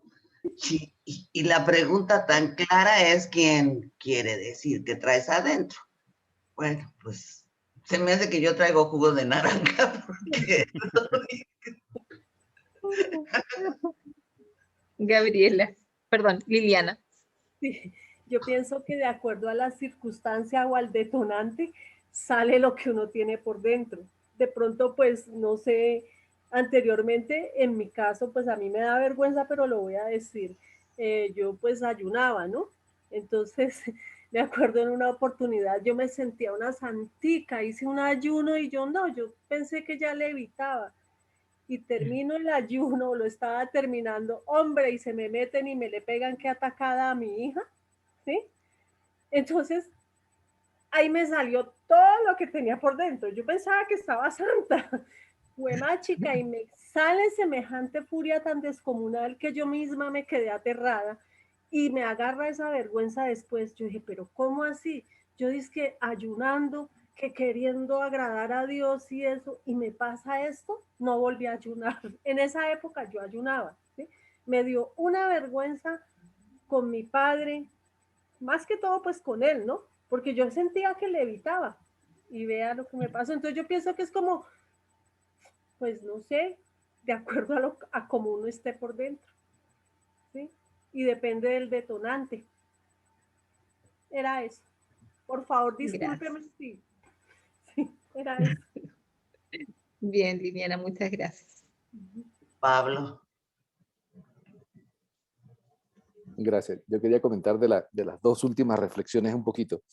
¿Se imaginan llegar a una farmacia y decirle al farmacéutico, quiero un acetaminofén? Y el farmacéutico conteste, ¿y qué es eso? ¿No? O llegar a un médico y darle la descripción de algo, de un síntoma que uno tiene y notar claramente de que está perdido. Bueno, imagínense cómo eran los del Sanedrín, porque vamos a hacer una diferencia. Yo quisiera hacer una diferencia. Quienes rechazan a Jesús fueron el Sanedrín, no fue todo el pueblo judío. ¿Ok? Es el Sanedrín, quienes están montados en la cúspide y que para el pueblo judío eran la crema innata de quienes tenían el conocimiento de Dios y de las escrituras. Entonces, ellos vieron sus posiciones en peligro porque estaban ya, se habían vuelto, ya sabemos de que habían vuelto todo hecho, un comercio que estaban utilizando era el poder para otras cosas, que preferían dar limosna, por decir algo, y hacían ostentación de esta limosna porque quería que los vieran, o sea, vivían una apariencia, ese era el exterior, ¿no? Lo que estaban mostrando. Pero de igual forma como el ejemplo o la analogía sencilla de que ir a una farmacia y decirle al farmacéutico que quiere un acetaminofén y que él no sepa, imaginémonos una persona como Jesús que estaba trayendo un mensaje claro, coherente, hablando de un Dios de amor, de misericordia, de perdón, de mejoramiento de la vida. Y que quienes estaban llamados supuestamente a identificar fácilmente este mensaje no tenían ni idea de lo que él estaba hablando. Lo veían contrario al mensaje del que ellos estaban acostumbrados. ¿Por qué? Ahí vemos entonces la fuerza tan impresionante de la tradición, de la costumbre y de la religión que se vive en la mente. Cuando la religión se vive en la mente, entonces no hay esa identificación con lo interno, con los valores y los significados que están más allá de las simples palabras. Y esto les pasó a ellos. Estaban ciegos. Estaban ciegos porque entonces se generaron un contexto intelectual que cuando llegó la verdad viva y se les presentó y les hablaba, no fueron capaces de identificarla. No fueron capaces de identificarla. Con respecto a la segunda reflexión, no sé si a ustedes les ha pasado que están hablando con alguien y por algún motivo se entró en una diferencia de opiniones y ustedes ven que las personas les dicen, sí, está bien, pero ven cómo cambia de colores. ¿Sí? Una es la apariencia, lo que se está mostrando hacia afuera, de, bueno, sí, tienes razón o no tienes razón o lo que sea. Y otra cosa es cuando tú estás viendo que parece un semáforo, ¿no? Cambiando de colores y empiezan a sudar y todas estas cosas. Bueno, eso es cuando yo por lo menos trato de llevarlo de esta manera. Y digo yo porque esto tengo que personalizarlo necesariamente porque no sé cómo es en cada uno debe ser diferente. Pero en mi caso hay un punto en el que yo mismo pongo unos rangos, ¿no? Por decir algo. Imaginémonos que el nivel de molestia que yo puedo llegar es del 1 al 10, ¿sí? Si yo estoy en un nivel 5 en una conversación o lo que sea, estoy en un nivel 5, yo hasta allí estoy normal, o sea, me siento cómodo, ¿verdad? En hablarlo y decir, no, está bien y parecer que está todo normal. Pero cuando yo llego, por ejemplo, a un nivel de molestia 8, que ya la siento, que voy a empezar a cambiar de colores, por así decirlo, yo no lo oculto. Yo no lo oculto, yo muestro mi molestia. ¿Por qué? Número uno, porque soy humano. No quiero vender una cosa que no soy. No quiero aparentar una cosa que no soy. Si mi máximo nivel de control de conducta llega hasta 7, por decir algo, y yo estoy en 7, hasta allí lo puedo controlar y me siento cómodo controlándolo. Pero si ya paso al 8 y yo siento internamente que no lo logro controlar, yo lo demuestro. ¿Por qué? Porque no demostrarlo a mí me parece una hipocresía hacia mí mismo y trato de no caer en ese terreno. Yo trato de mostrar hasta dónde soy. Y por supuesto, si llego hasta 7 y puedo manejar hasta el 7,5, lo puedo manejar. Un autocontrol suficiente para tratar de yo mismo exigirme, sin caer en la hipocresía. ¿Por qué pongo este ejemplo? Porque a veces por dentro somos una cosa y mostramos otra hacia afuera, queriendo aparentar un nivel que todavía no llegamos, queriendo aparentar un nivel de control, un nivel de dominio, un nivel de manejo de las cosas que no somos. Y cuando lo hacemos de manera exagerada, digamos, hay una diferencia entre el nivel que puedo manejar y lo que estoy aparentando. Número uno, se nota. Pero número dos, que es más importante en mi opinión, es que nos estamos engañando a nosotros mismos. Está bien que nos exijamos y tratamos de tener un autocontrol, pero no nos engañemos, porque nos engañamos a nosotros y los demás también lo notan. Por eso el juego de lo del cambio de colores, ¿no? Entonces, ahí ese es lo que yo veo en la reflexión y lo que estaba diciendo ahorita Liliana, ¿no? Que cuando le llegó un punto en que ya lo zafó, bueno, somos humanos. Cuando no sentimos esa necesidad fuerte, que ya casi no la podemos controlar, de molestia y de expresarla, ya habremos logrado entonces que la molestia ya no sea un factor que nos condicione, ya la habremos superado. Pero mientras tanto, me parece correcto que mostremos el autocontrol sin caer en la hipocresía. Era eso lo que quería comentar. Gracias. Muchas gracias, Pablo. Muchas gracias, sí. ¿Alguien más quiere dar su opinión? Porque Ángela. ya creo que vamos a terminar. Ángela. Ángela. Gracias. Está silenciada, Ángela. Gracias. Bueno, yo lo que iba a decir está muy relacionado con lo que Pablo está diciendo. En realidad lo que yo veo ahí y lo que se refiere a Jesús verdaderamente es la palabra hipocresía. Hipocresía de lo que tú dijiste, Pablo, de aquella persona que muestra valores, muestra ideales, muestra rectitud, muestra cosas que realmente son los ideales de Jesús y de una vida espiritual, ¿sí? Marcada por esos valores, y su vida y su corazón no tienen nada que ver con eso, la pura hipocresía. Yo pienso que la parte que tú dices de pronto del temperamento, yo creo que eso tiene que ver más con el dominio propio, que va llegando, ¿no? Es ese ejercicio, ese dominio propio y el ejercicio que nosotros tenemos que tener de irnos conociendo profundamente qué somos, qué tenemos que arreglar. O sea, pero básicamente se refiere a aquella persona que está promulgando valores, rectitud y cosas elevadas cuando en realidad no tiene absolutamente nada, ¿sí? Entonces, y bueno, y eso vemos, egos completamente espirituales, egos que se creen que están iluminados, que tienen la verdad, que lo saben todo, que no tienen que arreglar nada, ¿no? Me acuerdo incluso de una parte de Jesús donde había un publicano y había otro y estaban orando y uno decía, ay, Señor, gracias porque no soy igual al de al lado. Mientras que el otro estaba diciendo, ay, Padre, perdóname porque sí, yo tengo errores, porque me falta mucho, ¿no? Y en eso está la sinceridad que tiene uno con el Padre de mostrarle uno sus defectos, sus cosas y que nos ayude a ser mejores, es eso. Bueno, ese era mi comentario. Bueno, gracias. Muchas gracias, Ángela. Adriana.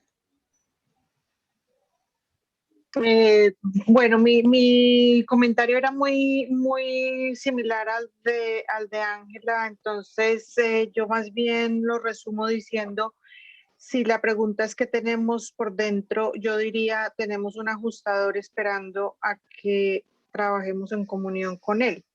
Y la pregunta más bien sería, ¿qué estamos haciendo para eso? Si ya sabemos todas las falencias que la época, la sociedad, la época en que nos tocó y a lo que llegamos, entonces pues ya las técnicas y las herramientas están ahí. Hay que pedir al ajustador que él trabaje en nosotros para mostrarnos cuáles son las que se ajustan mejores a nosotros. Gracias. Muchas gracias, Adriana. Con esto damos por terminado el tema. Perdón, Wilson. Sí. Perdón, Wilson. Adelante. Hola. Es muy interesante cómo nos permite hacer un discernimiento y cada persona, pues, desde su pensamiento da su opinión y son variadas, y eso es lo bonito de poder participar en este grupo. Yo pienso que en esa última reflexión, cuando habla de que son blancos por fuera y un sepulcro por dentro, tiene también mucho que ver con la iglesia, era en esa época con el Sanedrín, no con los dirigentes, pero si lo traemos a esta época, podemos ver, por ejemplo, la iglesia de Jesucristo ahora, San Pedro, el Papa, que se muestran como potentados, blancos, sus vestiduras, y por dentro sigue siendo la misma iglesia corrupta que conocimos hace 2000 años. Ahí va mi comentario, gracias. Gracias, Wilson. ¿Alguien más? Le damos entonces, nosotros agradecemos a todos ustedes, a todos los que hicieron sus aportaciones. Realmente fue maravilloso. Esta reunión yo la encuentro muy buena. Le damos la palabra a Paulita para que se despida y nos dirija. Gracias. Bueno, pues muchas gracias a todos. Antes de pasarle el micrófono a Jaime, esta última parte yo creo que es muy importante que en las sesiones tratemos de sacar, porque cada quien habló muy de algo personal, pero al mismo tiempo de un tema enfocado a lo que estamos tratando, ¿no? Y es, como dijeron, es lo que enriquece, y es ahí donde encontramos el discernimiento, ¿no? Y las grandes diferencias que nos hacen tan diferentes y al mismo tiempo también nos unen mucho. Pues yo les quiero felicitar a todos y especialmente al grupo, a Mónica, a Claudio, a Javier y a Liliana por haber estado aquí, por trabajar, porque trabajaron muchísimo, tuvimos varias horas de reflexión, pero bueno, estuvo muy divertido y la pasamos muy bien. Y muchas gracias por sus aportaciones. Esa es la parte medular de estos seminarios. Y ahora sí, Jaime. Ok, Paulita, gracias y gracias a todos. Y yo quiero exprimirlos, a ver qué sale. Quiero recordarles que el 21 cumple años nuestro papá, ¿sí? Y que los invitamos a que participen en esa reunión especial que vamos a hacer. Entonces espero que por favor se comuniquen con Paulita a ver qué es lo que va a salir. Es una cosa muy, muy breve, pero sí queremos contar con su aporte a la celebración de nuestro padre, ¿sí? Entonces espero que nos confirmen y con qué van a participar, ¿ok? Les agradezco muchísimo y que Dios los bendiga. Si Dios quiere, subiremos la charla como siempre esta noche.